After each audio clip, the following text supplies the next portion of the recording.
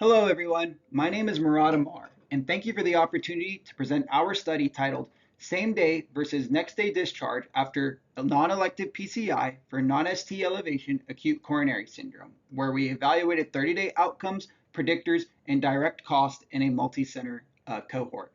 Let's talk about some background. So non-ST elevation acute coronary syndrome, or NSTE-ACS for short, affects more than 625,000 US adults annually, many of whom undergo percutaneous coronary intervention, or PCI. Despite advances in PCI, overnight observation remains common, and multicenter US data on same-day discharge, or SDD, following non-elective PCI for NSTE-ACS remains very limited. We compared SDD with next day discharge, or NDD, focusing on 30-day readmissions, major adverse cardiovascular events, or MACE, which was defined as death, myocardial infarction, stroke, or repeat revascularization. We also looked at the direct cost and compared SDD to NDD.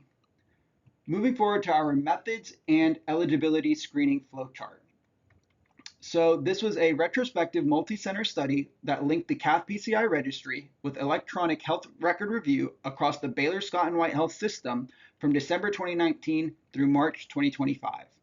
We included adults that underwent urgent or emergent PCI for NSTE-ACS who were discharged home alive at the same day or following day.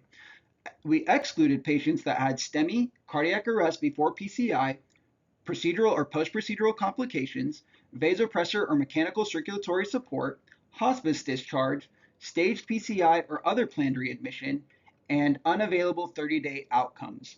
Moving forward to the eligibility screening flowchart, we started with 6,797 patients, of whom 1,265 were same-day discharge and 5,532 were next-day discharge. After applying the eligibility criteria and confirming 30-day outcome data was available for review, we had 916 SDD and 4,333 NDD patients.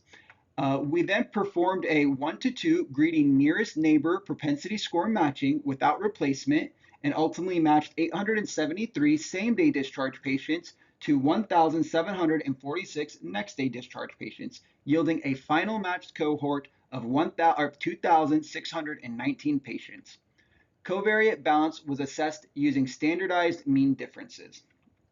Okay, so we compared 30-day readmission and MACE using chi-square testing and conditional logistic regression, accounting for the match design.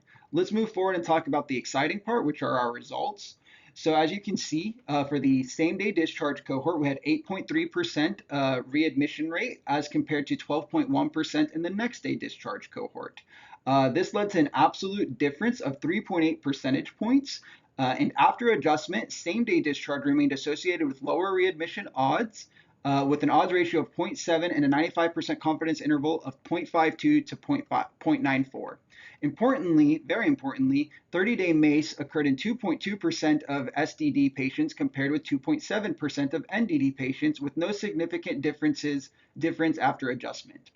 Let's talk about the predictors of 30-day readmission as highlighted in this forest plot, which showed several factors that increased your risk for readmission, such as chronic lung disease, which showed a nearly twice the odds of readmission, heart failure with approximately 1.8 times the odds, and multi-vessel PCI with approximately twice the odds.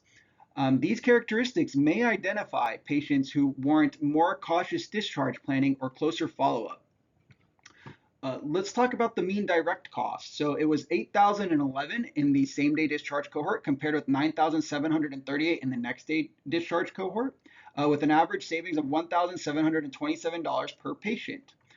So to conclude, SDD after non-elective PCI for NSTE-ACS was associated with fewer 30-day readmissions and lower direct cost without an increase in MACE. These findings support considering SDD for appropriately selected patients rather than routinely observing everyone overnight, while using factors such as chronic lung disease, heart failure, and multi-vessel PCI to guide discharge planning and follow-up. Thank you.